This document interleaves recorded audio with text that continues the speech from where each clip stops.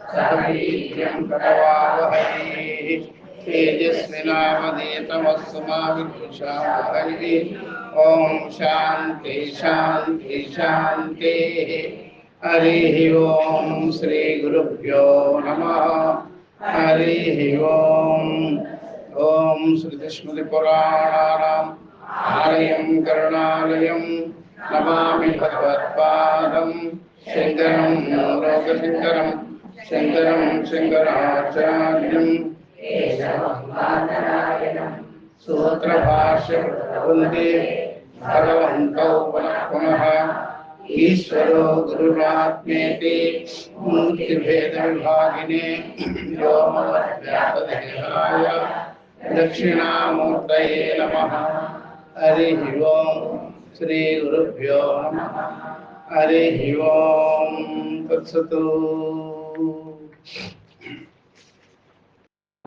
మొదటి నుంచి ఒకసారి శ్లోకాలను చెప్పేసి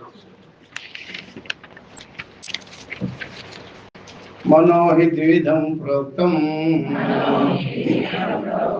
శుద్ధం చ అశుద్ధమేవ చ మనో హి ద్విధం ప్రోక్తం శుద్ధం చ అశుద్ధమేవ చ అశుద్ధం కామ సంకల్పం శుద్ధం కామ వివర్జితం మన ఏవ మనుష్యాణాం కారణం బంధమోక్షయోః బంధాయ విషయాసక్తం ముక్తైః నిర్విషయం స్మృతం యతో నిర్విషయస్య మనసో ముక్తిరిష్యతే అతో నిర్విషయం నిత్యం మనః కార్యం ముముక్షుణా నిరస్త విషయాసంగః సంనిరుద్ధం మనో యద్గురుదే యదా యత్యాత్మనో భావం తదా తత్పరమం పదం తావదేవ నిరోద్ధవ్యం యావత్ హృది గతం క్షయం ఏతద్ జ్ఞానం చ ధ్యానం చ శేషో న్యాయశ్చ విస్తరః నైవ చింత్యం న చాచింత్యం న చింత్యం చింత్యమేవ తత్ పక్షపాత వినిర్ముక్తం బ్రహ్మ సంపద్యతే తదా స్వరేణ సంధయేద్యోగం అస్వరం భావయేత్ పరం అస్వరేణ అనుభావేన భావో భావయిష్యతే తదేవ నిష్కలం బ్రహ్మ నిర్వికల్పం నిరంజనం తద్బ్రహ్మాహమితి జ్ఞాత్వా బ్రహ్మ సంపద్యతే ధ్రువం నిర్వికల్పమనంతం చ హేతుదృష్టాంతవర్జితం అప్రమేయం అనాదిం చ యజ్ఞాత్వా ముచ్యతే బుధః ననియో चोत्पत्तिः न बद्धो न च साधकः न मुमुक्षुः न वै मुक्तः इत्येषा परमार्थता एक एव मन्तव्यः एक एवात्ममन्तव्यः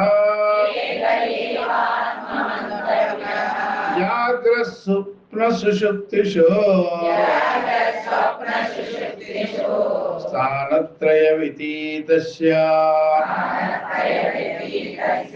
पुनर्जन्म न विद्यते एक एव हि भूतात्मा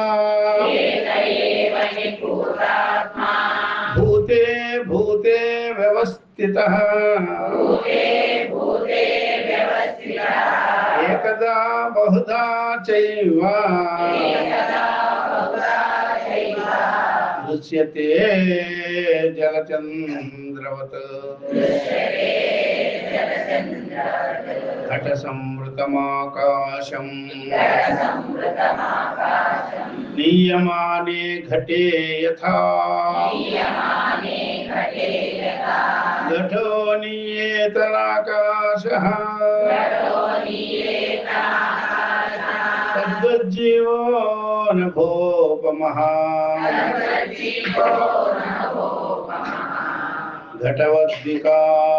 घटवद्विविधाकारम् घटवद्विविधाकारम् विद्यमानं पुनः पुनः तद्वेदे च न जानाति स जानाति च नित्यशः शब्दमायावृतो नैव तमसो याति पुष्करे भिन्ने तमसि चैकत्वम्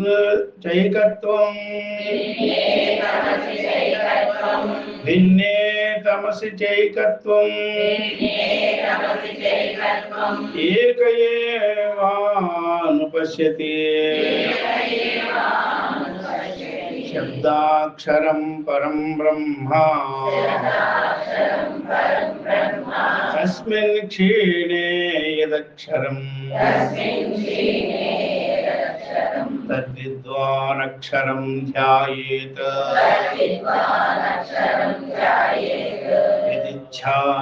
यदिच्छेत् शान्तिमात्मनः देविद्ये वेदितव्येतो शब्दब्रह्म परञ्चयत शब्दब्रह्मणि निष्णातः परं ब्रह्माधिगच्छति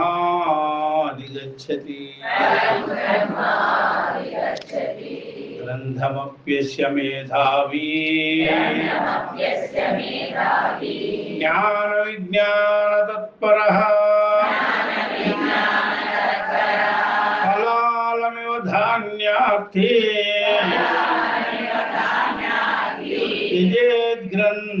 यजेद्ग्रन्थमशेषतः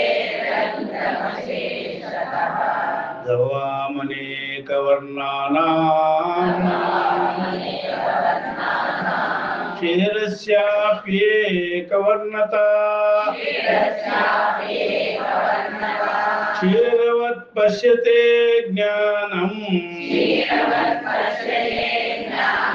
लिङ्गिनस्तु दवां यथा गवामनेकवर्णानाम् क्षीरस्याप्येकवर्णता क्षीरवत् पश्यते ज्ञानम् लिङ्गिनस्तु యథా ఘృతమివ పయసి నిగూఢం భూతే భూతే చ వసతి విజ్ఞానం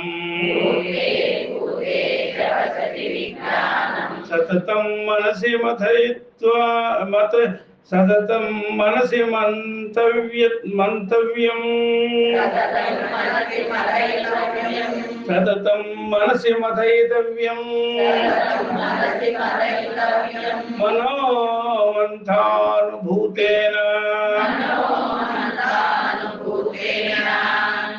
ఘృతమివ పయసి నిగూఢం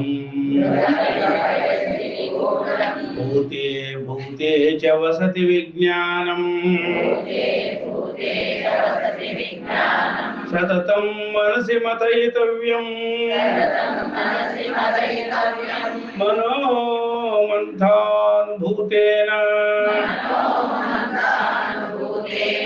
జ్ఞాననేత్రం సమాధాయ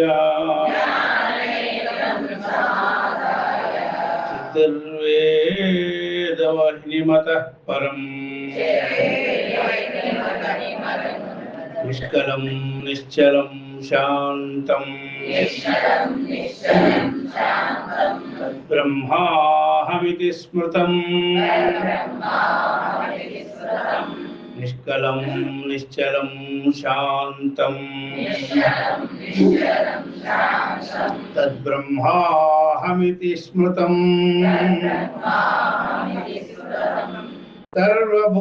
సర్వభూతాదివాసం చ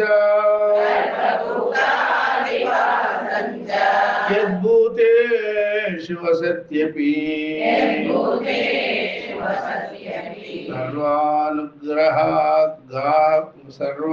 సర్వానుగ్రాహకత్వేన తదస్మి అహం వాసుదేవ తదస్మి అహం వాసుదేవ ఇత్యుపనిషత్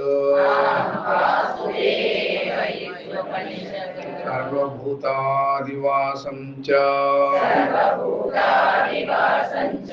యద్భూతేషు వసత్యపి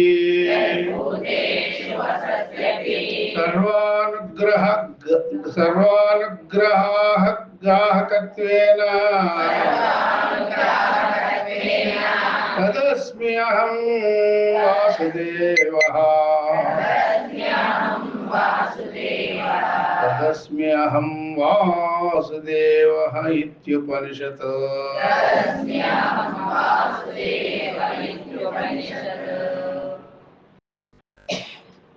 తదస్మి అహం వాసుదేవః అంతవరకే. ఇత్యుపనిషత్ అనేది కింద.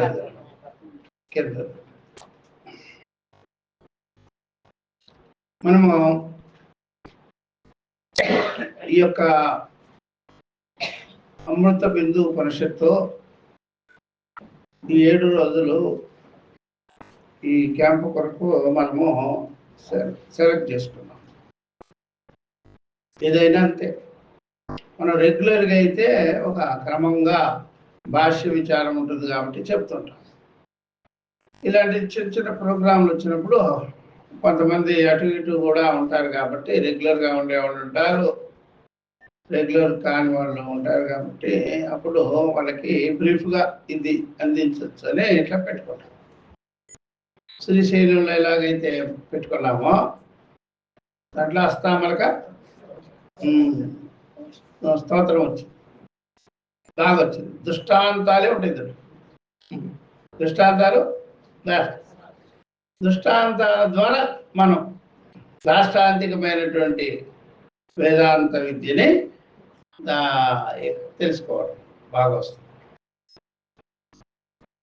అలాగా ఇక్కడ దీంట్లో ఒక ప్రకరణ గ్రంథం లాగా ఈ ఉపనిషత్తు చలామణి అవుతుంది. ఇవన్నీ కూడా నిజంగా శంకరాచార్యుల వారు వారి యొక్క దశ ఉపనిషత్తుల్లోకి సంబంధం లేదు, ఉంటాయి వేదాంత విషయాలన్నీ అలాగ పెట్టింది. ఎందుకు వేదాంతం ఉపనిషత్తు అంటే వేదాంతం ఉపనిషత్తు రెండు ఒకటే కనుక వేదాంతో నామ ఉపనిషత్ ప్రామాణ్యం. వేదాంతం అంటేనే ఉపనిషత్తు కాబట్టి వేదాంతం అన్నా ఉపనిషత్తు అన్నా ఒకటే. ఆ ప్రకారం ఇక్కడ గ్రంథమభ్యస్య మేధావి జ్ఞాన విజ్ఞాన తత్పర ఫలాలమివ ధాన్యార్థి త్యజే గ్రంథం అశేషత. గ్రంథాన్ని, ఉపనిషత్ గ్రంథాలని, వేదాంత గ్రంథాలని మేధావి అయిన వాడు వాళ్ళ గురువుల దగ్గర చేరి బాగా అభ్యసించాలి, స్వాధ్యాయం చేయాలి, బాగా శ్రవణ మనన నిధిధ్యాసన పూర్వకంగా తత్వ విచారం చేయాలి. అప్పుడు జ్ఞాన విజ్ఞాన తత్పరుడు అవుతాడు. జ్ఞాన విజ్ఞానం, జ్ఞానం అంటే శాస్త్రత, విజ్ఞానం అంటే అనుభవపర్యం. జ్ఞానం అంటే శాస్త్రత, శాస్త్రాచార్య ఉపదేశం. జ్ఞానము అదేం చేస్తుంది? విజ్ఞానాన్ని, అనుభవాత్మకమైన అపరోక్షమైన జ్ఞానాన్ని కలిగిస్తుంది. దాని విజ్ఞానం అనుభవపర్యంతమైన ఆత్మవిచారం అంటారు. దీన్ని అనుభవ జ్ఞానాన్ని కలిగిస్తుంది. అతత్పరుడు అయిన వాడు, దాని యందు సునిశ్చితుడైన వాడు, తన్నిష్ఠుడైనటువంటి వాడు, వేదాంతనిష్ఠుడు, బ్రహ్మనిష్ఠుడు అయిన వాడు ఏం చేయాలి అంటే ఆ గ్రంథాలన్నీ కంప్లీట్ అయినాయి అని దానికి ఒక శాంతి చెప్పాలి. శాంతి అయిపోయింది. అట్లా అన్నమాట. కంప్లీట్ చేసుకున్నా, పరిపూర్ణం చేసుకున్నాను, ఈ గ్రంథాన్ని నేను ముట్టుకున్న దానికి, తాకిన దానికి, ఇది నా చేతిలోకి వచ్చిన దానికి, దీని అర్థాన్ని నేను గ్రహించుకోనున్నాను, ఇంకా పెండింగ్ లేకుండా ఆ గ్రంథం అట్లా వినాలన్నమాట. పెండింగ్ లేకుండా వినాలి.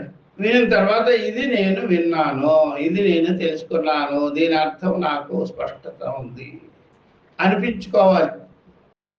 ఇంకా స్పష్టత లేదు అని అనిపించుకోకూడదు,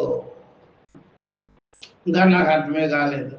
అందుకనే అది పూర్తి అర్థమయ్యేంత వరకు దాన్ని గ్రహించే ఉండాలి, దాన్ని పట్టుకొనే ఉండాలి. ఎప్పుడైతే అర్థమవుతుందో అప్పుడు మీరు ఆ పుస్తకాన్ని మీ మా యొక్క హస్తముల నుండి, పుస్తకం హస్తము నుండి పక్కకి మస్తకంలోకి వెళ్ళిపోయిందిగా. పుస్తకం చూసారా, ఎప్పుడైనా పుస్తకం మస్తకంలోకి వెళ్ళాలి, మస్తకం నుండే పుస్తకాలు వస్తుంటాయి. పుస్తకమేమో మస్తకంలోకి వెళ్ళిపోయింది. ఆ మస్తకంలో ఏమైంది? విశాలంగా ఉంది అన్నమాట మస్తకం. పుస్తకం విశాలంగా లేదు, మస్తకం విశాలమైపోయింది. ఎందుకని చెప్పగా వినగా ఆ యొక్క మస్తకంలో ఈ విద్య వ్యాపకమైన జ్ఞానాన్ని కలిగింది. ఎందుకు అంటే హృదయము వ్యాపకమైనది. హృదయాకాశం, బ్రహ్మాకాశం.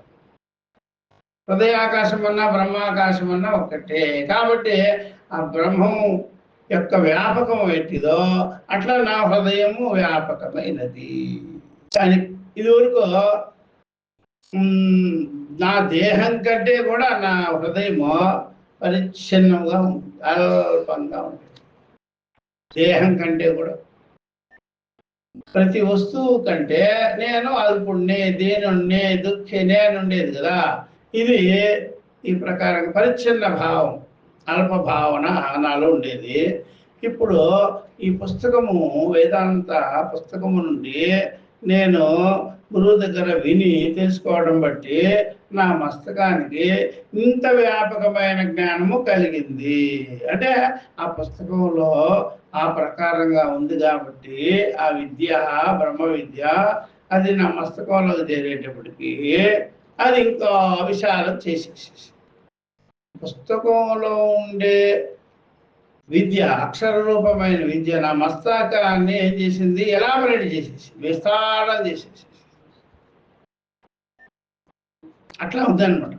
అందువల్ల గురువు దగ్గర వెళ్ళేటప్పుడు ఆ పుస్తకంలో విద్య నా మస్తకంలో చేరి అది విశాలత్వాన్ని, పూర్ణత్వాన్ని, వ్యాపకత్వాన్ని సరే కలిగించుకుంది. ఇప్పుడు నా హృదయము అల్పమైనది కాదు. అది ఎవరైనా వింటే కూడా తెలుస్తుంది. వినలేదనుకోండి అల్పహ అనే భావంలోనే ఉంటారు. మీరు ఎన్ని సాధనలైనా చేయని అల్పభావంలోనే ఉంటారు. విశాలమైన భావంలో ఉండరు, అల్పభావంలోనే ఉంటారు. అదే విన్నారనుకోండి అది అన్నీ పోతాయి అన్నమాట. అట్లా ఆ ప్రకారం సాధనలు ఎంతకాలం చేసేవాళ్ళు ఉంటారో అల్పమైన భావంతోనే ఉంటారు, విశాలమైన భావంతో. మళ్ళా ఇంకా చాలా విషయాలు ఉంటాయి తెలుసుకునేది. జ్ఞానం కలగగానే అభిమానం కలగదు, అభిమానం వదులుతుంది, అహంభావం వదులుతుంది.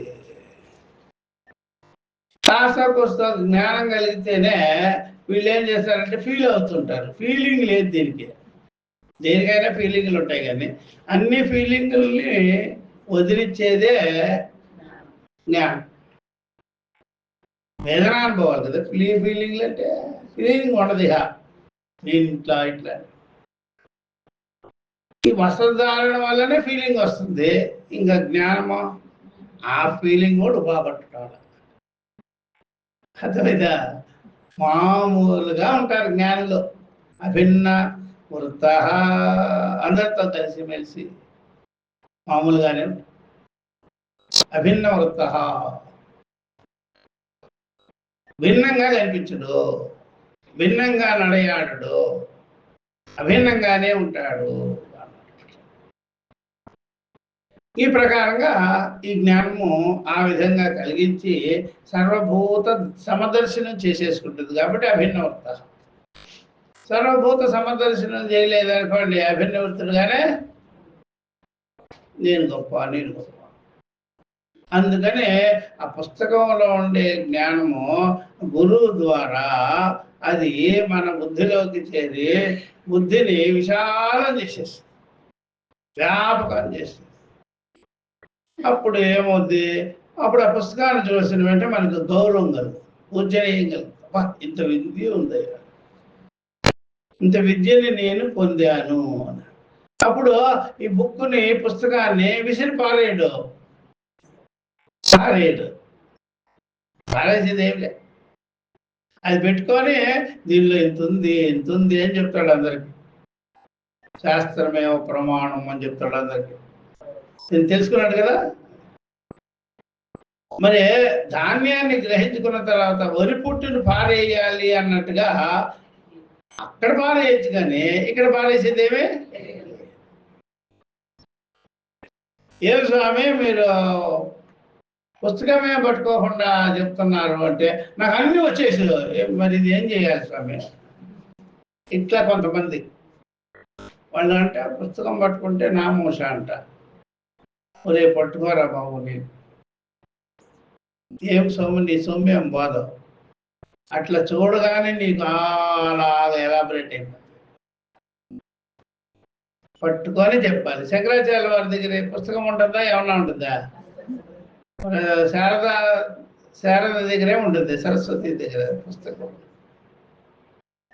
దక్షిణామూర్తి దగ్గర కూడా పుస్తకం ఉంటుంది, గ్రంథం ఉంటుంది.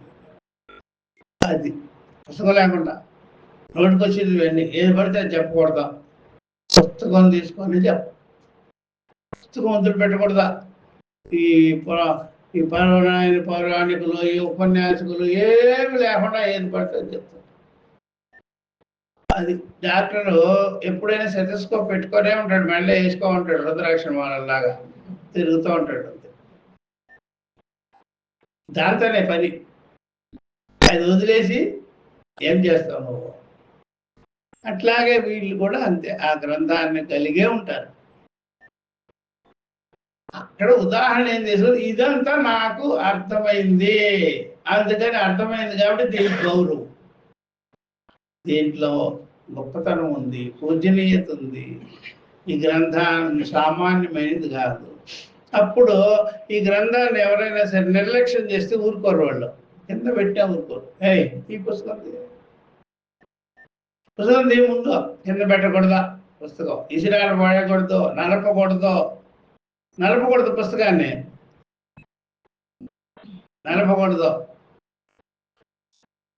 నగానాటలు పెట్టుకునే దానికి బాక్సులు బాగా ఉండాలి, అర్థమైందా? అది కూడా ఒక చిన్న సంచిలో వేసుకొని అలాగా బొడ్లో పెట్టుకోపోయావా మన వెళ్ళిపోద్ది, నాకు వెళ్ళిపోయింది. మరి ఇదే కదా, దానికి అంతే గౌరవం. దాన్ని ఏం అట్లా నడపకూడదు, ఇలా పడితే అలా పాడేయకూడదు, దాచుకోవాలి, దాన్ని బాగా అట్టేసుకోవాలి, పదిలంగా పెట్టుకోవాలి.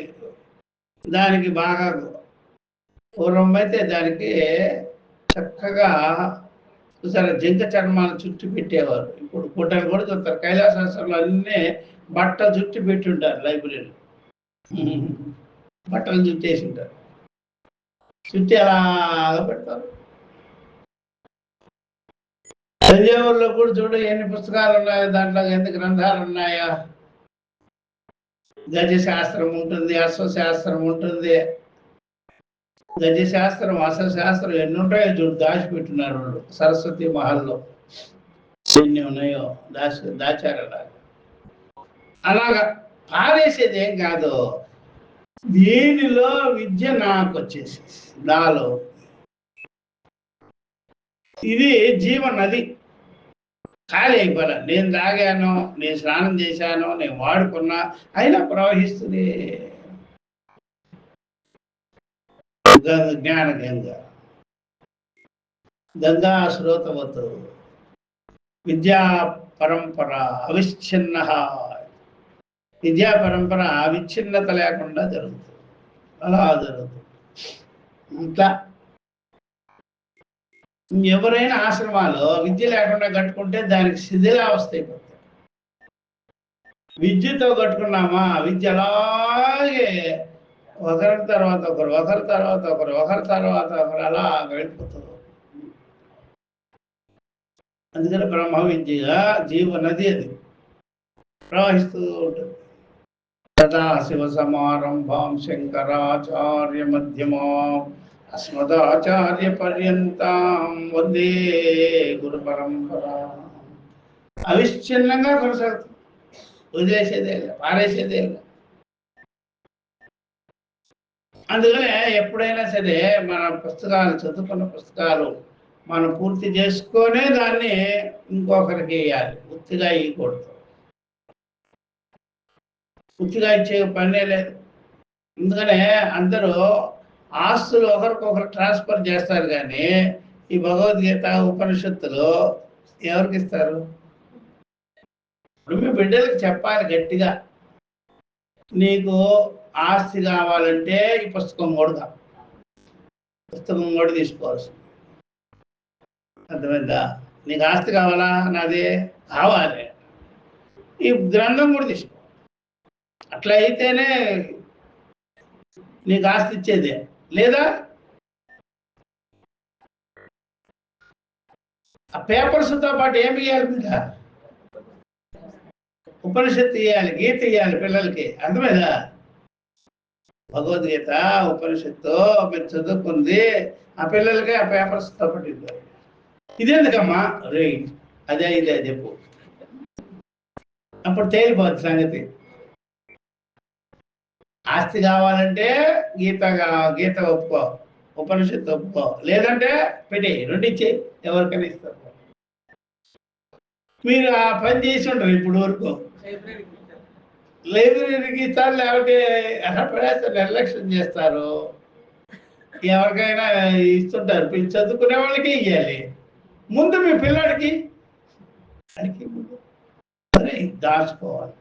నువ్వు ఇది వినాలి జీవితంలో, ఒకటే మాట, నువ్వు ఇది వినేంత వరకు నా ఆత్మ శాంతించదు అని చెప్పు వాడికి.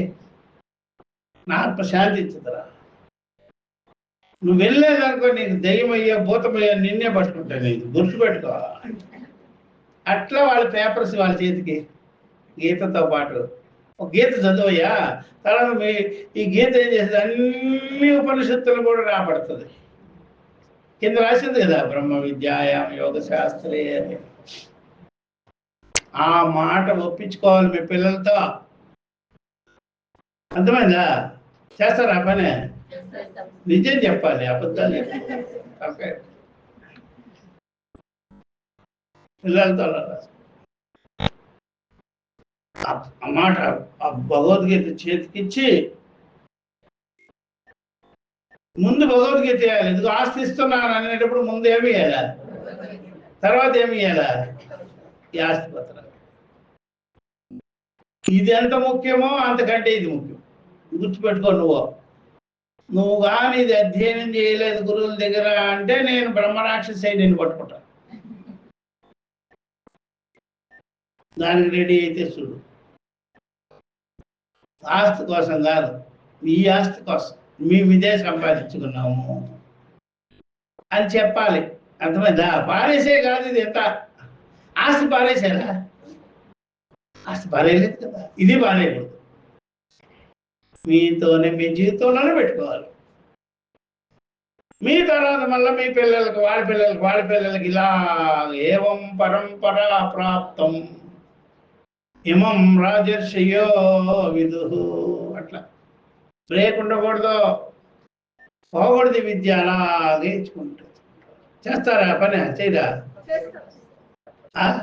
ఏంటి పని మీద అలా చూస్తావు?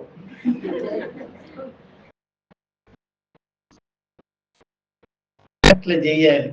పిల్లాడికి ఇప్పుడు పోయాను, ఇప్పుడే పోయి చెప్పు. మీ అబ్బాయి మా స్వామి ఇట్లా అంటుంటారు. నీ ఎప్పుడైనా ఆస్తి పత్రాలు ఇచ్చేటప్పుడు భగవద్గీత కూడా ప్రతి టైం మీరు అలా గుర్తు చేసుకోవచ్చు. ఎప్పుడైనా సరే బర్త్డే వచ్చిందా భగవద్గీత అక్కడ పెట్టు, పెళ్లికి భగవద్గీత అక్కడ పెట్టు, ఏ ఫంక్షన్ భగవద్గీత అక్కడ పెట్టు. పెట్టే ఇదే అయితే ఇదే నీ పెళ్లి తంతును కాపాడేది ఇదే అని చెప్పాలి. పారేసే దేవులా ధాన్యం తీసుకొని వరి పొట్టు పారేయచ్చు, కానీ ఈ అర్థాన్ని గ్రహించుకున్న తర్వాత పుస్తకాలు వదిలే పని వాడెవడో అలా రాస్తాడు. ఏదో రాస్తాడండి, పదేస్తే ఎట్లాగా ఏ స్వామి పరంపర కొనసాగించవా అన్నట్టుంటుంది. చెప్పాలి తను. అందువల్ల అట్లా చేస్తాడు. ఫలాలమివ ధాన్యార్థీతి చేత్ గ్రంథం అశేషత అనేది కరెక్ట్ కాదు. అశేషత గ్రంథాలను వదిలిపెట్టకూడదు. ఇతర గ్రంథాలను వదిలిపెట్టి ధాన్యంలాగా ఈ యొక్క ఉపనిషత్తుల ప్రస్థానత్రయాన్ని గ్రహించు. అనేక గ్రంథాలు ఉన్నాయి కదా, అనేక గ్రంథాలు చిత్త విభ్రాంతికి గురి చేస్తాయి. ప్రస్థానత్రయం మాత్రమే చిత్తాన్ని ప్రకాశింపజేస్తుంది. అది అప్పుడు ధాన్యం అదైపోయింది. బియ్యం అదే, పొట్టిది. అనేక గ్రంథాలు ఉన్నాయి కదా, యోగా, అవి రకరకాల మీమాంస, జ్యోతిషము, అది అపర విద్య, ఇవన్నీ పొట్టు. ఆ పొట్టును ఫిల్టర్ చేసి తీసేసి ప్రస్థానత్రయం ఉంది కదా, 10 ఉపనిషత్తులు, భగవద్గీత, బ్రహ్మసూత్రాలు, ఉపదేశ శాస్త్రి, నైష్కర్మిషి, ఇదే ధాన్యం, ఇదే బియ్యం. అదంతా పొట్టు. అది పెట్టుకోకూడదు. మీరు ఎవరింటికైనా పోయినప్పుడు ఒక యోగి కథ రాసింది పొట్టు పెట్టుకోమన్నారు. అబ్బాయి వీళ్ళారు, మా దగ్గర బియ్యం ఉంది, మీరు పొట్టు, వరి పొట్టు, అది మా దగ్గర బియ్యం అని మీరు తెలుసుకోవాలి. పిచ్చి పిచ్చి పుస్తకాలన్నీ ఉంటాయి. మీరు ఏ షాపుకు పోయినా సరే భాష్యాన్ని మీరు చూడలేదనుకోండి, వేరే అన్యాన్య గ్రంథాలన్నీ ఉన్నాయనుకోండి, వీడి దగ్గర వరి పొట్టు ఎక్కువ ఉంది కానీ బియ్యం లేదు. అంత పరికరాన్ని స్క్రాప్ అంతా పెట్టుకోబోతున్నారు. అది ఎప్పుడు తెలుస్తుంది మీకంటే, బాగా అధ్యయనం చేసిన తర్వాత ఎక్కడైనా బుక్ ఎగ్జిబిషన్కి పోయినప్పుడు చెత్త అంతా ఎక్కువ ఉందండి. వాడు రాసింది, వీడు రాసింది, ఏవో రకరకాలు ఆ పుస్తకాలు, చెత్త పుస్తకాలన్నీ ఎక్కువ ఉన్నాయి. చూసారా, చిత్తును ప్రకాశించే పుస్తకము ఒకటి లేదే. అట్లా దీన్ని ఇలా అర్థం చేసుకోవాలి. ఇప్పుడు చూసారా, బియ్యమేమో ప్రస్థానత్రయము, పొట్టేమో ఇదో ఇతర గ్రంథాలు, యోగ, హఠయోగ, మఠయోగ, ఏమేమో చెత్తంతా. అట్లా నేను కూడా పుస్తకాలు చాలా కొని తర్వాత అవతల పడేసేసి చెప్తాను. ఈ ఎవరైనా ఇస్తూ ఉంటారు కదా, దాన్ని అవతల పడేస్తాను. తీసుకోరు కూడా తీసుకో, మాకు పనికిరాదు బా, తీసుకోకూడదు అవన్నీ, చెప్తా మనకెందుకు ఇంట్లో. అట్లా అనమాట, బాగా తెలుసుకోవాల్సి.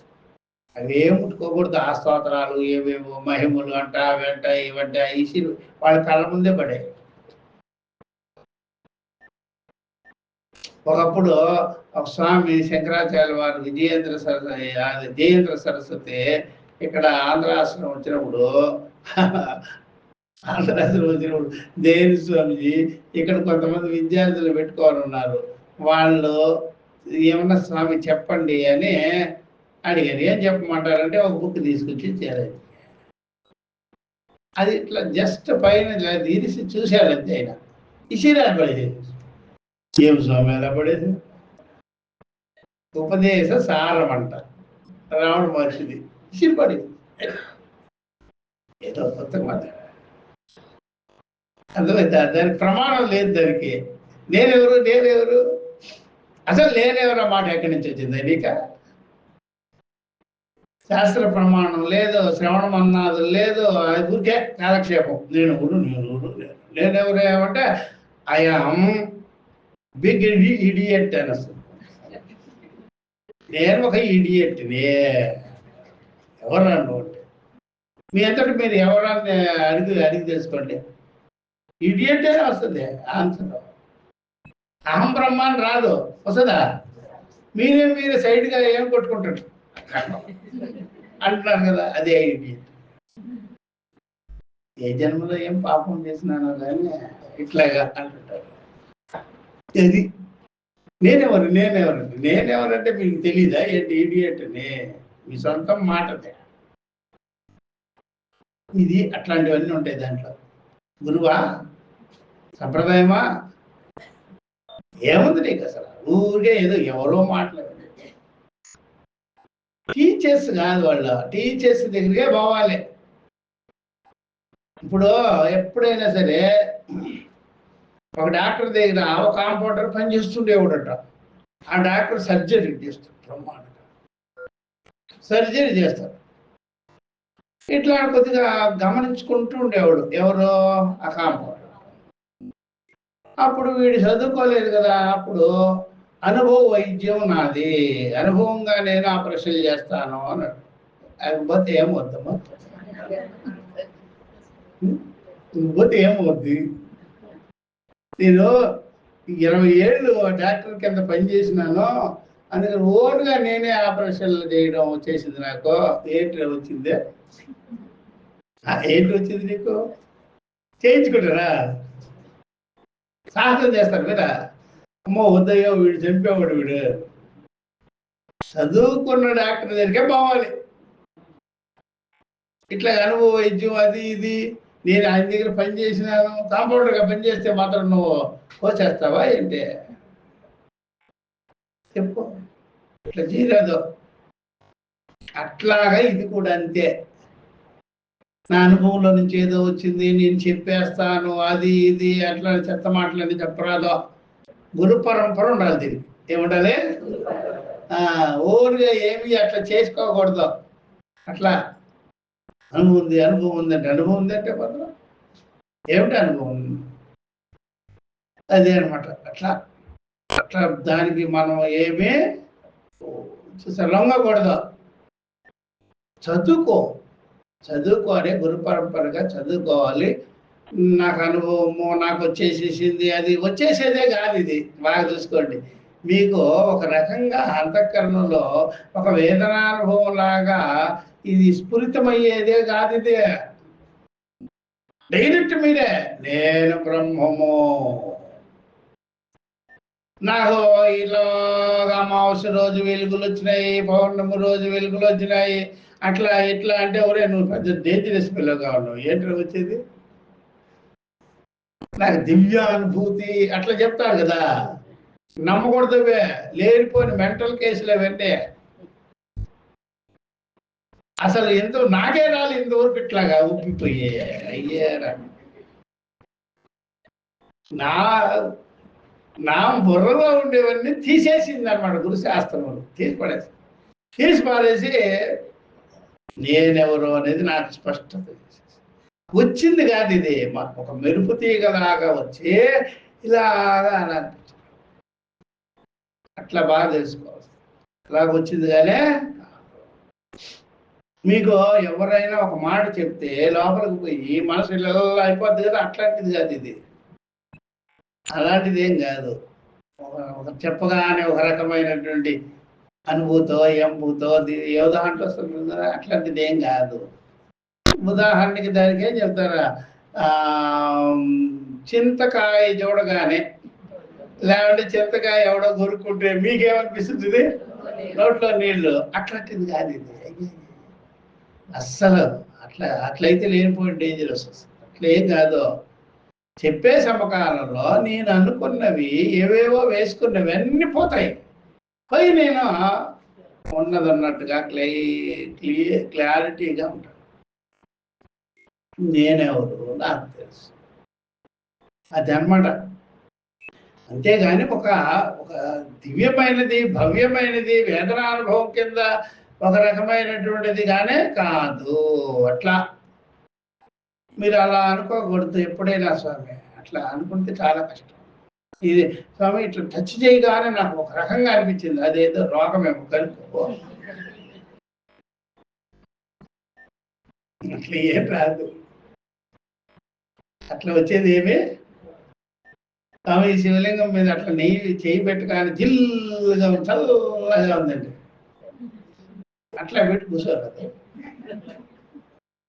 అట్లా కాదు. ఇది వినేటప్పుడు మీలో తప్పు భావాలు ఉన్నాయి కదా, ఆ ఎర్రర్స్ అంతా తీసేస్తుంది. తీసేసేప్పుడు ఎర్రర్స్ అంతా పోయింది అనుకోండి, తప్పు భావాలన్నీ, తప్పు తెలివన్నీ పోయింది అనుకోండి, బస్ అంతే, బస్ జ్ఞానం కలిపాడు. ఎప్పుడు వరకైతే మీలో ఆ రకమైనటువంటి వికల్పాలన్నీ ఉంటాయో దాన్ని తొలగించేస్తుంది, మీకు ఉన్నది అన్నట్టుగా మీకు అవగాహన కుదురుతుంది. అట్లా ఒక రకమైనటువంటిది కాదు. అట్లా శాస్త్రం చెప్తుంది. కాబట్టి మనము అనేక శాస్త్రాలలో ఏది ముఖ్యమైనది అని గ్రహించుకోవటమే ధాన్యం, బియ్యము. మిగిలినవన్నీ పిచ్చిగా రాసి పెట్టినటువంటి వ్యవహారాలు ఉన్నాయి కదా, అవన్నీ అంటే అది రమణాశ్రమానికి పోయేది ప్రతి ఒక్కరు ఆయన మీద ఏదో రాసేస్తుంటాడు. వీళ్ళే రాసి పెట్టేసి ఆయన పేరు పెట్టేస్తుంటారు. ఎంతమంది అక్కడికి పోతారో వాళ్ళు ఎవరో ఒకరు ఏదో పుస్తకం రాస్తారు. అట్లా చూస్తుంటే నాకు ఇలా మెరుపు వచ్చింది, అది వచ్చింది, ఇది వచ్చింది. అవన్నీ మెంటల్ కేసులు. అవన్నీ అట్లాంటి వాళ్ళు ఎంత మెంటల్ కేసులన్నీ అక్కడ చేరతారనమాట. దివ్యానుభూతులు, ధ్యానానుభూతులు, తపో అనుభూతులు, యోగా అనుభూతులు అని చేరుతుంటారు. ఎవరు పడితే వాళ్ళు. చలం అనే అతను ఉండేవాడు దొరికి మనకి, శ్మశాన సాహిత్యం అది. చలం గుడిపాటి వెంకటాచలం. అర్థమైందా? కాకినాడలో కొంతమంది అనేవారు, నేను చెబుతుంటే గుడిసేటి వెంకటాచలం అంటారు స్వామి. ఊరిని గుడిపాటు పోయేటి చెప్పేవారు. ఆ చలం కూతురు వెరైటీ మనుషులు. ఆవిడ కూడా ఈశ్వర సాక్షాత్కారం అయిందంట భీముని పట్టణంలో. అబ్బా, ఈయన పోయి రావణ మహర్షి గారి మీద చాలా రాసేస్తుంటాడు. ఇంకా చాలా మంది ఉంటారు అక్కడ మెంటల్ కేసులు అంతా వచ్చి ఏమేమో చెప్పేస్తారు, ఏమేమో రాసేస్తారు. మామూలు వాడికి ఏం కావాలి, ఫారినర్స్కి ఏం కావాలి, చెత్తగా అట్లా ఇవన్నీ కల్పనలు అనమాట. ఎన్ని రాస్తారో చెప్పలేము. అవన్నీ మాకు తర్వాత తెలిసి మీకు ఆశ్చర్యంగా ఉందా చెప్తుంటే మాట? వాడేసిన తర్వాత దాని మీద అధ్యయనం చేస్తుంటే ఎందుకు పారేసినారు అంటే ఇదే సంగతి. సంప్రదాయం లేదు, పాడు లేదు, ఏది పడితే అది వచ్చేసి చెప్పేసి. జాలపక్షివాద్ వాయురోధనం వాయురోధనం చేస్తారట. జాలపక్షి ఆ యొక్క వలలో చిక్కిన జాలపక్షి ఏ విధంగా వలలో తగులుకుంటుందో అట్లాగా మీరు వాయురోధనం చేసుకుంటూ ఉన్నారనుకోండి. వాయురోధనం జరిగేటప్పటికి శ్వాస నిశ్వాసం రోధనం కుంభకం అలా జరిగేటప్పటికి ఆత్మ బయటకు పోకుండా అలా ఏమైంది, వలలో పక్షి పడిపోయినట్టుగా ఈ వాయురోధనం వల్ల కూడా ఆత్మ అటు ఇటు కదలకుండా అచలం నిలబడిపోతుందంట. ఇది అప్పుడు మీరేం చేస్తారు? ఇట్లాంటివన్నీ అవి ఏమి అయ్యేదంట. మనసు కూడా ఆగదు, గట్టిగా పట్టుకుంటే మనసు ఆగదు. ఇంత పట్టుకోండి ఆగదు. అది అక్కడి నుంచే సిస్టమ్ పని చేసేస్తుంది. ఆ కాస్త దానిలో విశ్వాన్ని చూపించుకుంటుంది. అర్థమైందా? అంటే షటర్లన్నీ వేశారు. ఎవరో చూసారా, లేబర్ ఇన్స్పెక్టర్ వస్తున్నాడు, వాడొస్తున్నాడు, వీడొస్తున్నాడు, షాపులు కట్టేస్తారు కదా. లోపల 10 మందిని పెట్టుకొని వాడు అప్పుడే వ్యాపారం చేసేస్తాడు. షటర్ చేసే ముందు సరే కస్టమర్స్ వచ్చారు కదా, లోపలికి దూసేసి షట్టర్లు వేసేస్తాడు, లైట్ వేసుకొని వ్యాపారం. కోవిడ్లో అదే కదా జరిగింది. ఎక్కువ శాతం లోపల వేసుకునేది, అన్ని పోట్లాలు కట్టించేది, తర్వాత నిదానంగా తీసేసి బయటకు దూసేసి తీళ్ళు. ఇట్లా మీరు వాయు రోధనం చేసినా సరే మనసు చేసే పనిలో ఇన్సైడే. ఇప్పుడు మనసు బయటకు వచ్చిందా స్వప్నంలో, అక్కడే సృష్టి చేసేసుకుంది. ఇప్పుడు కూడా మీకు అంతఃకరణంలో ఇప్పుడు కూడా బయట సృష్టి పెద్దదా, లోపల సృష్టి పెద్దదా చెప్పండి? మరి లోపల సంకల్పాలు ఎక్కువ ఉన్నాయి, బయట ఏమో చేసే పనులు తక్కువ ఉన్నాయి. బయట సంకల్పాలు తక్కువ. అలాగే ఫిజికల్ గా మీరు మాట్లాడేది సంబంధం కలిగి ఉండేది తక్కువ, మెంటల్ గా ఫోన్ లో నుంచి మాట్లాడేది ఎక్కువ. ఎదురుగా ఉండే అక్క చెల్లితోనే మాట్లాడారు మీరు, ఈ ఫోన్లో తీసుకునేది. అప్పుడు సంబంధ బాంధవ్యాలు ఫోన్ ద్వారా ఎక్కువ ఉన్నదా, బయట ఎక్కువగా ఉందా? ఫోన్లో ఉన్నాయి సంబంధ బాంధవ్యాలు ఎక్కువగా. అందుకనే మీరు పక్కనుండే వాళ్ళతో మాట్లాడరు. ఎందుకని? ఫోన్లో అనంతమైన సంబంధాలు కలిగి ఉన్నారు. ఇంకా ఫోన్ లేకుండానే మనసులో ఇంకా ఎక్కువగా ఉన్నారు. ఆవిడ మనసును నువ్వు ఆపు చేయలేవు, మనసుకు సాక్షిని తెలుసుకోవాలి. అట్లా జ్ఞానం కలిగించుకున్నప్పుడు, అలా జ్ఞానం కలిగించేటువంటి గ్రంథాలు ఏదైతే ఉంటాయో దానినే మీరు బియ్యం అని తీసుకోవాలి, రసం అని తీసుకోవాలి, మిగిలినవన్నీ పిప్పి వేస్ట్ అని. అప్పుడు మీరు ఈ రకంగా మీరే చెప్పాలి, స్వామి భగవద్గీతలో తప్ప వేరే పుస్తకాల్లో ఏమి లేదండి. ఆ భగవద్గీత అంటే స్వామి వేదాంత పరంగా శంకరాచార్య పరంగా రాసినటువంటి గీత తప్ప ఇస్కాన్ గీతల పనికే రాదని చెప్పేసి. భగవద్గీత ఒకటి ఉంటుందా, వీడి ఇస్కాన్ కూడా చెప్తుంటాడు. మీకు తల్లి తెలియదు కదా, తెలియకపోయేటప్పుడు దాన్ని నమ్ముతారు. పైన ఆయన ఏం చెప్తున్నాడు, నువ్వేం చేస్తావు?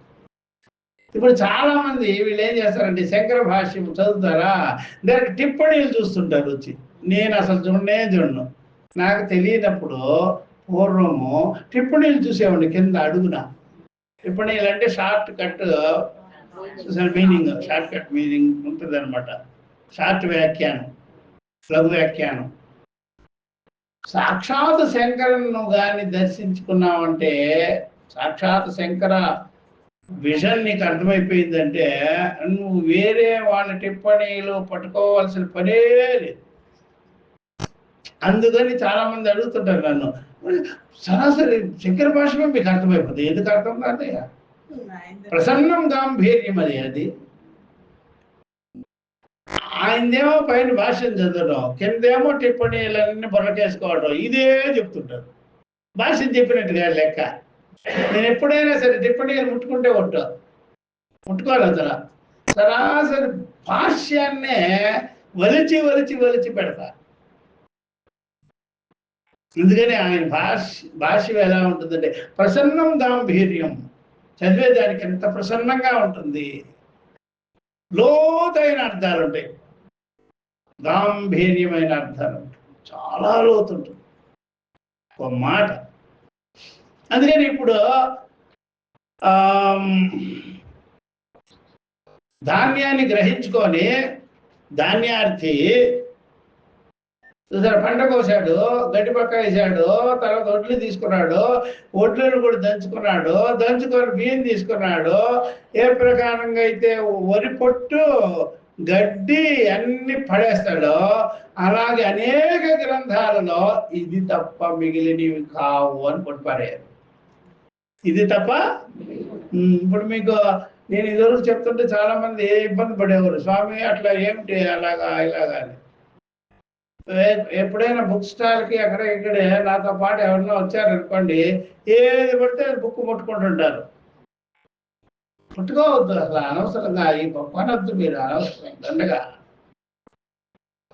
వాడికి అర్థం కాదు అసలు.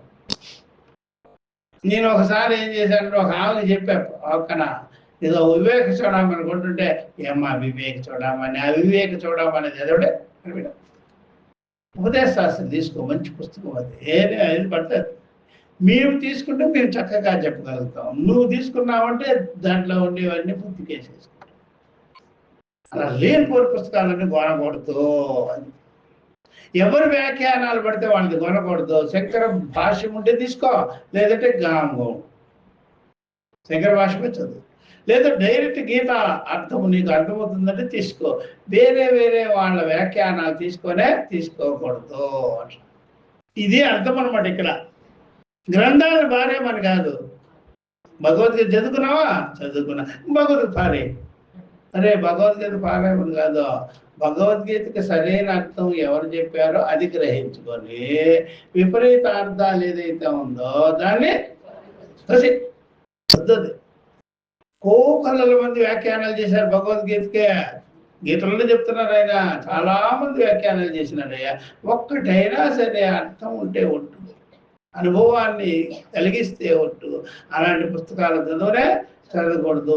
ఎన్నో రకాలు ఉంటాయి, అవన్నీ కూడా పక్కకు పెట్టేసి మీరు సింపుల్గా ఇంత చేసేసుకోవాలి. ప్రస్థానత్రయమే తీసుకోవాలి, అది సభాష్యం, శంకర భాష్యమే తీసుకోవాలి. వేరే వేరే వాళ్ళ పుస్తకాలు తీసుకోకూడదు. ఎందుకు అవన్నీ లేదు, భారం కదా.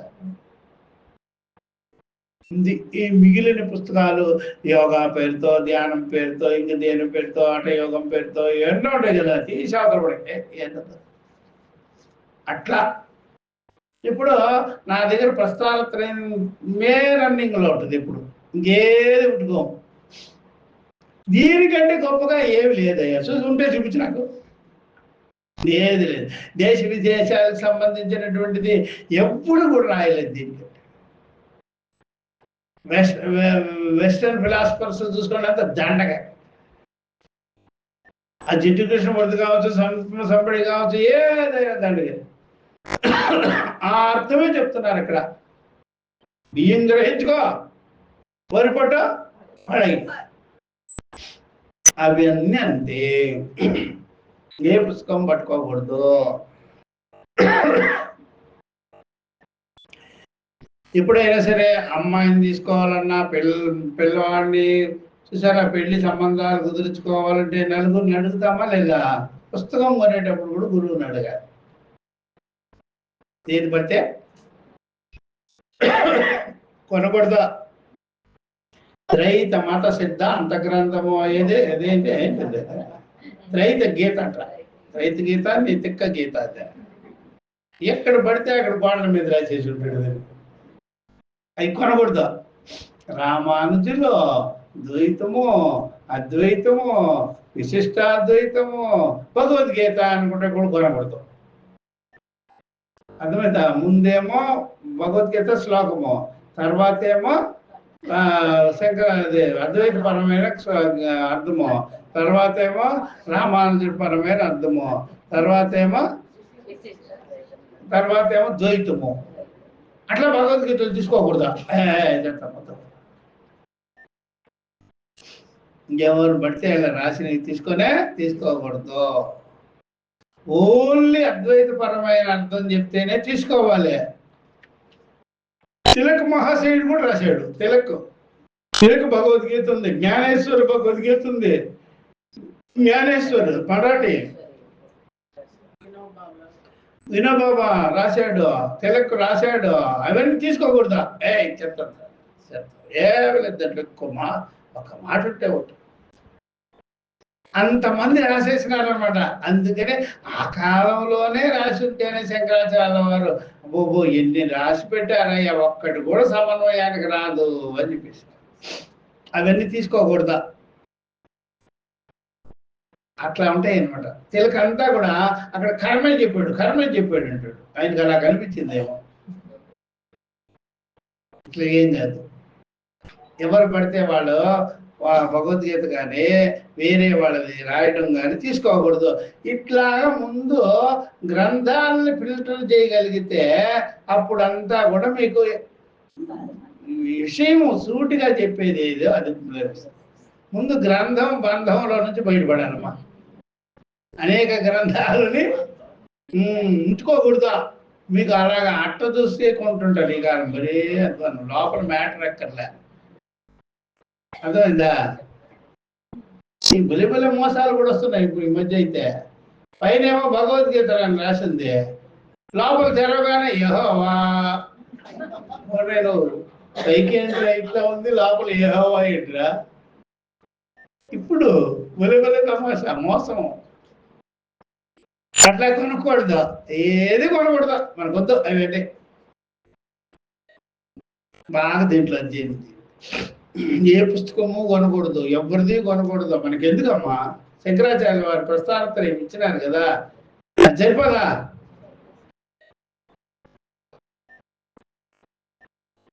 ఇప్పుడు మన పిల్లలకి మనం ఆస్తులు ఇచ్చేటప్పుడు పిల్లాడికే చెప్పండి, ఒరే ఈ ఆస్తి మాత్రము జెన్యున్ గా ఉందిరా నా దగ్గర, ఇది మాత్రం 10 మంది కొట్లాడే ఆస్తిగా ఉంది, ఏమంటా ఇది కూడా.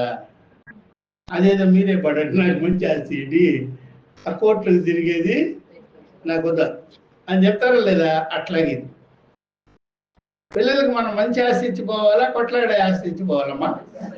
అన్నదమ్ముల గొడవలు, అది కోట్లకు తిరగడము, ఆస్తి ఇస్తారు పిల్లలకి, తిట్టుకుంటారు మిమ్మల్ని. ఎందుకని? ఇదే మా నాన్న చేసిన పని ఇట్లాగా. అలా తీసుకోకూడదు. ఎన్నిగా ఉంటే తీసుకో, లేకపోతే ఇట్లా లిటిగేషన్స్ అన్ని పెట్టుకొని ఉంటే తీసుకో. అట్లాగే మంచి పుస్తకం ఆ మాట చెప్పారన్నమాట. ఫలాల మివధాన్యార్థి త్యజేత్ గ్రంథం అశేషత. అశేషత అంటే పూర్తిగా, సంపూర్తిగా. ఎన్ని గ్రంథాలు ఉన్నాయో అవన్నీ తీసి పడేసేసి ప్రస్థానత్రయం మాత్రమే సెల్ఫ్ లో ఉండాలి. మిగిలిన చెత్తంతా పడేయాలి. దేవదైవం. ఒకప్పుడు తెలియనప్పుడు గీతా మకరందము తీసుకునేవాళ్ళు కదా మీరు. ఇప్పుడు బాగా విన్నప్పుడు తర్వాత గీతా మకరందం వద్దులే, అది నిజంగా చూడకపోతే మకరం తక్కువ. అర్థమైందా? అర్థమైందే. ఇంకోటి ఏంటి మకరం, ఇంకొక అర్థం ఏంటి ముసలి. అది ఎక్కువగా ఉంది, వద్దులే. అర్థమైందా? ఇప్పుడు మనకు పనికిరాదు అది. ఇక అది ఎవరికి లో స్టాండర్డ్ ఉంటుంది. లో స్టాండర్డ్ ఉండే వాళ్ళకి చెయ్యి, నీకు పనికిరాదు పో, అవి పెట్టుకోకూడదు. ఇక అలా జనప్రియ గీతా ఉపన్యాసాలని ఉంటుంది, అది ఒకప్పుడు చదివాము, ఇప్పుడు పనికిరాదు అది. ఇట్లాగనమాట. ముందు గ్రంథాలను ఫిల్టర్ చేయడం రావాలి మీకు. అప్పుడు ఎవరు ఆచార్యులు, గురువులు అనేటువంటిది బయటపడాలి. ఇలాగా మీరు పరీక్ష లోకాన్ని అంటే ఇదేనమ్మా పరీక్ష లోకాన్ కర్మచితాన్ బ్రాహ్మణ నిర్వేదమాయాన్ నాస్తికృత కృతేనా అన్ని తీసేయాలి. అమయ సవాల పుస్తకము, మళ్ళీ ఇంకొకటి అన్ని తీసి పడేసి ఓన్లీ శంకర భాష్య మాత్రమే మీ మధ్య, ఇంకేమొద్దాయమ్మ. అని పెట్టుకోవాలి. అప్పుడు మీరు బయటపడతారు. లేదంటే అది ఇది ఇది అని వేసేసుకుంటే అంతఃకరణం అంతా ఇది ఈ ప్రకారంగా అనమాట. కనుక ఎప్పుడైనా అదే బాగా పెట్టుకోవాలి. అందుకని ఇక్కడ కూడా చూడండి, వేద ఉపనిషత్ గ్రంథాలను గురుముఖత బాగా అధ్యయనము అనుభవ పర్యంతం చేసిన మేధావి జ్ఞాన విజ్ఞానవంతుడై తత్పరుడై ఉండాలి.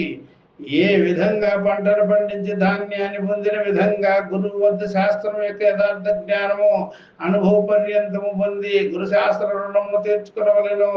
అంతేగాని శ్రద్ధాభక్తి లేకుండా శమధమాదులు లేకుండా శ్రవణం చేయటం వల్ల శాస్త్ర ఋషి రుణము తీరకుండాను పంట చేతికి వచ్చిన విధంగా అపరోక్షానుభవం కరతలామలకము కావలను. అట్లా అనమాట.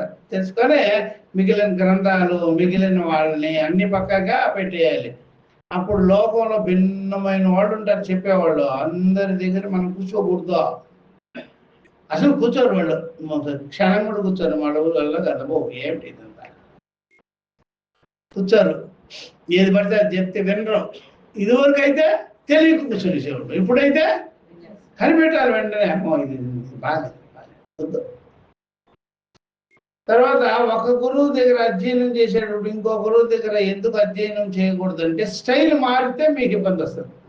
స్టైల్ మారకూడదు. మళ్ళా అర్థమైందా? స్టైల్ మారకూడదు, ఒకటే స్టైల్లో ఉండాలి. అప్పుడు ఆ యుక్తులు ప్రయోగాలు దృష్టాంతాలు అవన్నీ మీకు సమన్వయానికి వస్తాయి. వాళ్ళ స్టైల్ వేరేగా ఉంది అంటే మీకు ఇబ్బందిగా ఉంటుంది. వినకూడదు అట్లాగా. వాళ్ళ స్టైల్ వేరే ఉంటుంది, వీళ్ళ స్టైల్ వేరేగా ఉంటుంది. అట్లా వినాలి. అర్థమైందా? అట్లా చేసే ఇప్పుడు బెండకాయ కూర దొండకాయ కూర చేసే పద్ధతులు వేరుగా ఉంటాయిగా. వాళ్ళు చేస్తే చూడండి ఎలా ఉంటుంది, వీళ్ళు చేస్తే ఎలా ఉంటుంది. ఒకే విధంగా బెండకాయ దొండకాయ కూరలు చేస్తున్నారా? నీ స్టైల్ వేరేగా ఉంది, నా స్టైల్. ఏది నువ్వు అలవాటు పెట్టావు చూడు, దాన్ని తిను. అభ్యాసం వేరే వేరేమే అన్ని అన్యములు పట్టుకోరాదు. అట్లా అదొకటి. ఏం స్వామి మీకు ఇంత స్వార్థమా?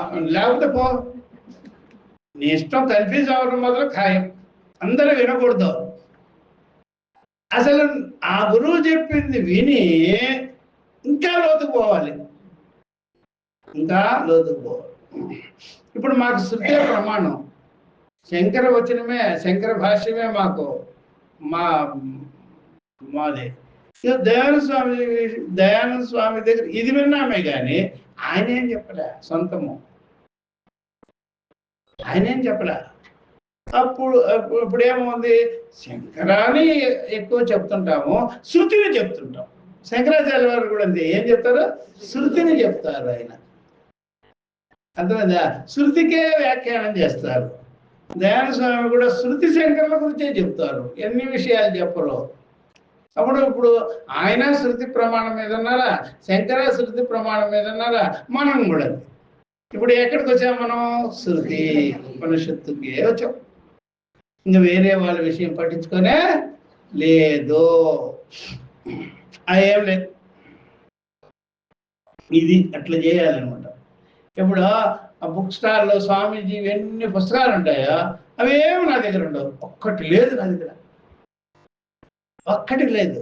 అన్ని పుస్తకాలు ఉన్నాయి కదా, వచ్చి చూడండి, చూద్దాం. నా దగ్గర ఒక్క పుస్తకం ఉంటే ఒకటి. ఎందుకని? మాకు భాష్యము, ఆ భాష్యం శృతి నుంచి వచ్చింది కాబట్టి శృతే. ఆయన కూడా అదే చెప్పారు.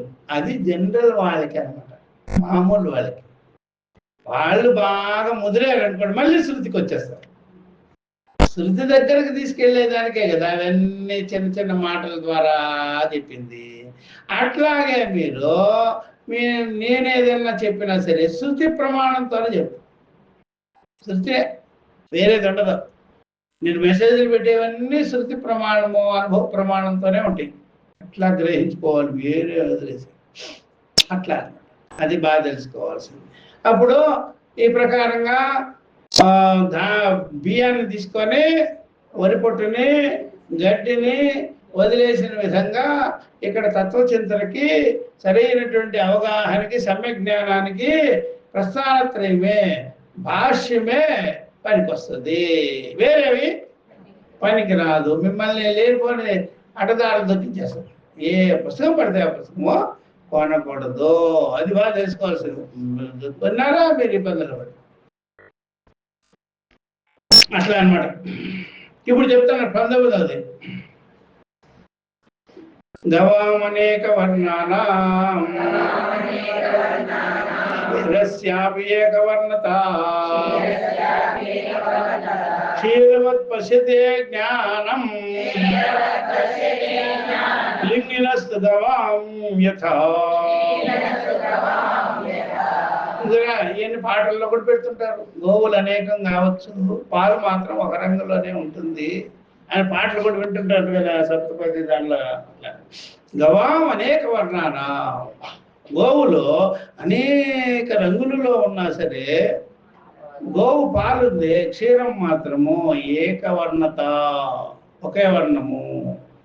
క్షీరవత్ పశ్యతే జ్ఞానం, క్షీరాన్ని ఏ విధంగా అయితే గ్రహించుకున్నారో మీరు, అనేక గోవులు నానా రకాలైనటువంటి రంగులలో ఉండేది, రంగులు అనేకము, గోవు పాలు ఒక్కటే. క్షీరవత్ పశ్యతే జ్ఞానం లింగినస్తు గవాం యథా. చూసారా, దేహాలు అనేకము, దాని యందు ఉండేటువంటి ఆత్మ చైతన్యం మాత్రం ఒక్కటే. గోవులు అనేకము, అనేక రంగులలో ఉన్నాయి. ఆ రంగులలో ఉండే గోవులు దాని నుండి గ్రహించుకున్న పాలు మాత్రము శ్వేతవర్ణము, తెల్లటి పాలు మాత్రమే గ్రహించుకున్నాము. కాబట్టి బ్రహ్మ మొదలుకొని పిపేలక పర్యంతము సర్వభూతములు ఎందు ఆత్మస్వరూపం ఒక్కటే ఉన్నది. మగదా మరి ఇంకో పాట, స్వామి అన్ని మతాల సారం ఒక్కటే. తప్ప తప్ప తప్ప, సారం ఒక్కటే కాదు. చూసారా, ఇట్లా పోతారు మళ్ళా. అన్ని మతాల సారం ఒక్కటే, తప్పు, అలా కాదు. మతాల సారం ఒక్కటే అయితే దెబ్బలాడుకోవటం ఎందుకే? ఏదో అమ్మ యేసుక్రీస్తు చెప్పింది అదేనండి, అల్లా చెప్పింది, మొహమ్మద్ ప్రవక్త చెప్పింది అదేనండి. వాళ్ళన్న ఒక పేరు చింతన చేసినాడు, ఇక్కడ చేసి చూద్దాం. ఇప్పుడు ఎవరు ఒక్కరు? మన ఋషులు అనేక మంది చెప్పారు ఒకటే విషయాన్ని. ఇక్కడ మనకి ఒకడు లేడు. ఒక సనాతన ధర్మంలో నిర్మాతలు లేరు,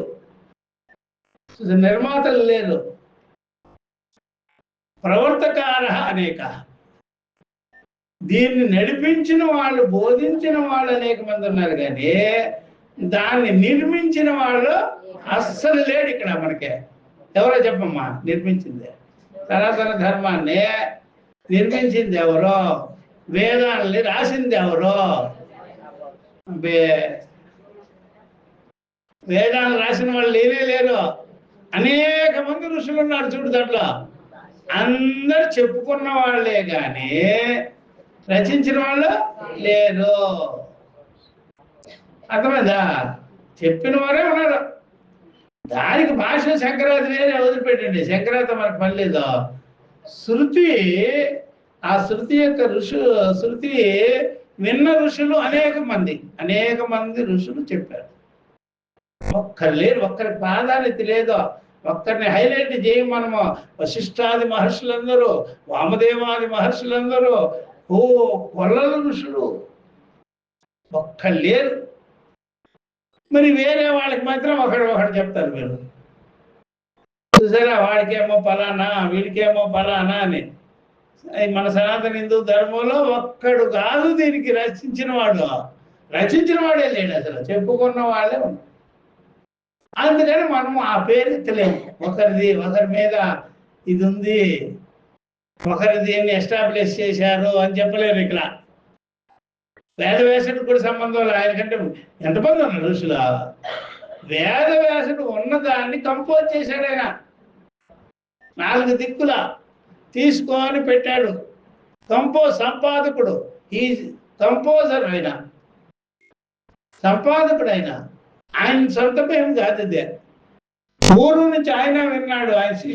ఆయన పూర్వీకులు, ఆయనకు ముందున్న వాళ్ళు కూడా వినేవాళ్లే, కానీ ఎవ్వరు సొంత రచన చేయనే చేయలేదు. విన్న వాళ్ళే అందరూ అంతా వింటూ వస్తున్నారు. స్వార్థం ఏమి లేదు.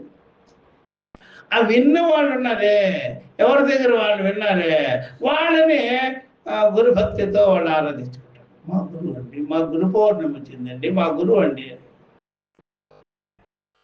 అంతమంది గురువులు ఉన్నారంటే ఆ ఒక్క విద్యనే చెప్పారు వాళ్ళు. అర్థమైందా? ఒక విద్య ఒక్కటే, వేద విద్య. చెప్పిన వారు అనేక మంది అనమాట. మరి అందరూ కలిపి ఎవరిని ప్రమాణంగా తీసుకున్నారు? శృతినే తీసుకున్నారు ప్రమాణంగా, శృతినే తీసుకున్నారు. కాబట్టి నిర్మాతలు లేరు మనకి, అసలు లేరు. రచించిన వాడు లేడు, నిర్మాత లేడు, ఎవరు లేరు. చెప్పిన వాళ్ళే ఉన్నారు. వాళ్ళకైతే ఈజీగా చెప్పేసి వాడు నిర్మాణం చేసినట్టండి. క్రైస్తవ మతాన్ని నిర్మాణం చేసిన వాడు అంటే ఒకడు, అసలు ఇస్లాం మతాన్ని నిర్మాణం చేసిందంటే వాడొకడు, సనాతన హిందూ ధర్మాన్ని నిర్మాణం లేదంటే ప్రవర్తకార, నడిపించిన వాళ్ళు ఉన్నారు. అర్థమైందా? బాగా తెలుసుకోవాలి. ఆ మాట తెలిస్తే మీకు అర్థమైపోద్ది. అందుకనే వ్యక్తి గురించి చెప్పలేము మనం ఇక్కడ. వ్యక్తుల గురించి అందరూ సమన్వయంగా, అదొక మాట. రెండోది, ప్రతి ఒక్కరూ ఈ లోకంలో చెప్పేవారందరూ ఒకే చెప్తున్నారు, ఒకే తత్వం అనకూడదు, తప్పదే. అట్లా అయితే లేనిపోయిన వస్తుంది. రామానుజులు చెప్పినా ఒకటేనండి, మధ్వాచార్యులు చెప్పినా ఒకటేనండి, శంకరాచార్యుల వారు చెప్పినా ఒకటేనండి, అన్ని మతాల సారం ఒక్కటేనండి అనకూడదు. మొట్టమొదటి మేము స్వామి దగ్గరికి వచ్చినప్పుడు ఎవరు అంటే, స్వామి అన్ని కలిపి గోలు ఒకటే కదా, అన్నిటికీ గోలు ఒకటే కదా. గోలు ఒకటి కాదు. అట్లా అన్ని కలిపి ఒకటే అన్నామనుకో, అందరు పోయి చూసారా దాంట్లో గోతులు పడతారు. అన్నిటికీ లక్ష్యం ఒకటే, గోల్ ఒకటే అని కాదు, అందరు పోయి దాంట్లో పడతారు. అందేన యువనీయం మానాది అట్లా ఏం కాదు. మరి వాడు ఒక దృష్టాంతం చెప్తాడు, స్వామి ఎన్ని మార్గాలు ఉన్నా సరే గర్భగుడికి ఒకే మార్గం కదా. అవచ్చు, దానికి అవ్వచ్చు, దీనికి అవ్వచ్చు కాదు, దానికి వేరు. ఎటైనా గర్భగుడికి వచ్చేటప్పటికి అటే ఒకటే రూట్. ఇక్కడ అలా కుదరదు, ఒకటే ఉండేది, అన్ని మార్గాలు లేవు. నువ్వు అటు నుంచి వచ్చినా, ఇటు నుంచి వచ్చినా మార్గం ఒకటే కాదు. అన్ని మార్గాలు ఒక మార్గానికి బావువే. అది వేరే, అది వేరే, ఇది వేరు. ఇది ఒక్కటే ఉంటుంది. నాణ్య పంత విద్యతే అయనాయ. ఇంతకంటే సరైన మార్గము, అసలు మార్గము లేదు అని. అందుకని అన్ని మతాలు ఒకటే, అన్ని మతాలు ఒకటేనే. కిందేమో ఈ సిలువు పెట్టి, పైన ఏమో ఇంకోటి పెట్టి, ఇంకా పైన ఏమో ఓంకారం ఇలాంటివన్నీ చేయగలి. ఇట్లా వేసుకుంటారు చూసారు బొమ్మలు, భలే వేస్తారు. ఒక సింబల్ రాసేది జరాస్ట్రీనో, చంద్రుడు, అర్థమైందా, సిలువ, ఓంకారము, అన్ని సమన్వయమా. ఓంకారంలో ఏం చెప్పినాడు తెలుసా? సిలువ వాడు ఏం చెప్తాడు తెలుసా? మరి అన్ని ఎందుకు ఒకసారి చేసావు నువ్వు? నీకే అర్థం తెలియదు అసలు. అన్ని మతాల సారం ఒక్కటే కానీ కాదు, అవన్నీ లౌకికము, పారమార్థికము లేదు వాటిలో. ఇది ఒక్కటే పారమార్థికం, మిగిలినవన్నీ లౌకిక విషయాలు, లౌకిక వ్యవహారం. అది తప్పు చేయకూడదు. అట్లాగా ఏ మతమైన ఒకటే స్వామి, ఏదైనా ఒకటే స్వామి. ఇదిగో అనేక రంగులు గోవులు ఉన్నా సరే పాలు ఒకటే కదా స్వామి, అందరిని కోస్తే వచ్చేది రక్తమే కదా స్వామి. అట్లా ఇది కూడా ఆ మాట వేరు, ఈ మాట వేరు. అర్థమైందా? ఓంకారార్థం వేరు, వాళ్ళు చెప్పేది వేరు. ఎప్పుడైనా సరే ఒకటే బాగా గుర్తుపెట్టుకోండి, అవన్నీ కూడా ఆత్మాచ బ్రహ్మ అని చెప్పేయా. అది నాకు చెప్పినాయా? చెప్పలేదుగా. మరి ఒకటే రావద్దు. క్రైస్తవము ఆత్మే బ్రహ్మము, నువ్వు బ్రహ్మం రా అని చెప్పిందా? ముసల్మానులు చెప్పిందా? వేరు వేరు జన్నత్తులో ఉన్నాడు, అక్కడ ఉన్నాడు, ఇక్కడ ఉన్నాడు అని చెప్తున్నాడు కదా. పరలోక వాసి అని చెప్తున్నాడు కదా. వైకుంఠము కైలాసం అని ఇట్లా చెప్తున్నారు కదా వీళ్ళు. మనం అట్లా చెప్పామా? సర్వభూతములు కూడా స్వరూపము ఆత్మే. నువ్వు బ్రహ్మమే అయి ఉన్నావు. ఒక్కడి నోట్లో నుంచి మాట వస్తే మరి ఎలా అవుతుంది? ఒకటి ఎలా అవుతుంది? వాళ్ళు చెప్పినారా ఆత్మే బ్రహ్మం అని? అహం బ్రహ్మాస్మి అని చెప్పే మాట ఒకటైనా ఒకరికైనా ఉందా? లేదు కదా. లేదు అన్నప్పుడు ఎలాగయ్యా? దాంట్లో పడతారు. ఏమంటే మీ దాంట్లో మీ మతంలో చేరాలంటే అహం బ్రహ్మాస్మి అనే మాట ఉంటే చెప్పు. సర్వం బ్రహ్మ అనే మాట ఉందా? ఇందుగలడంత లేడని సందేహం వల్లదని మాట ఉందా? దేశం కూడా అనలేడు ఆ మాట. ఇందుగలడంత లేడని పోతననే తిడతాడు అతను. అబ్బో ఈడు పెద్ద పండితుడనే పోతనామాచుల్లి. పోతనుడు ఏమన్నాడు? ఇందుగలడు అందులేడని సందేహం వలదు చక్రి సర్వోపగతం. చక్రి సర్వోపగతం. నువ్వు ఎక్కడ చూపిస్తావో నాన్న నేను అక్కడ చూపిస్తాను. అక్కడ ఉంటాడు పరమాత్మ. అణోరణీయ శృతిలో దిగదే. పోతనా భాగవతం శృతే కదే. అణోరణీయాన్ మహతో మహీయాన్ ఆత్మాసిజంతో నిహితో గుహాయాం కట. అణువులకే అడవైనది, మహత్తులకే మహత్తయింది. ఆత్మాసి జంతో ఆత్మ. ఈ జీవుడి యొక్క ఆత్మేనండి అని చెప్పాను. అది బాధ. మరి నువ్వేమంటున్నావు? వైకుంఠం వైకుంఠం వైకుంఠం అంటుంటే వైకుంఠం ఎక్కడుందో చూపి రాదా? వైకుంఠం ఉందంట, కైలాసం ఉందంట. ఎక్కడుందయ్యా వైకుంఠం కైలాసం? అవన్నీ మనస్సుకి చెప్పినటువంటి మాటలే కానీ మనస్సు మాటలు. మనసే వైకుంఠం, మనసే కైలాసం, మనసే స్వర్గం, మనసే నరకం. ఇదే అట్లా ఇమాజినేషన్ చేసుకుంటాం. ఒక్కొక్కరింట్లో మీరే చెప్తుంటారు కదా, వాళ్ళే ఇప్పుడు మనుషులు మానవులు మాటలు నిజంగా ఉంటాయి. బాగా చూసుకోవాలి. వాళ్ళే చెప్తారు, మా ఇంట్లో స్వామి అంతా స్వర్గభోగమే అంటారు వాళ్ళు. అర్థమైందా? వాళ్ళే అంటారు నరకం నరకం అండి మా ఇంట్లో. ఏం చెప్తారు? అబ్బో మీ ఇంట్లో నరకమా?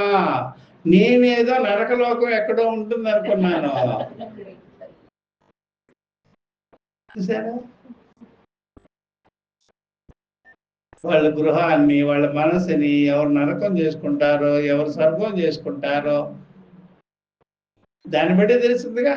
అందుకనే లోకాలు ఎక్కడలే, అభిమానం ఎక్కడుంటే అక్కడ లోకం. ఎత్ర ఎత్ర అభిమాన తత్రైవ లోక. అక్కడే లోకం. లోకాలకి కాలు ఎక్కడ లేదా. మొత్తం మన మనసులోనే అండపెండ బ్రహ్మాండములన్నీ ఉన్నాయి మన మనసులోనే.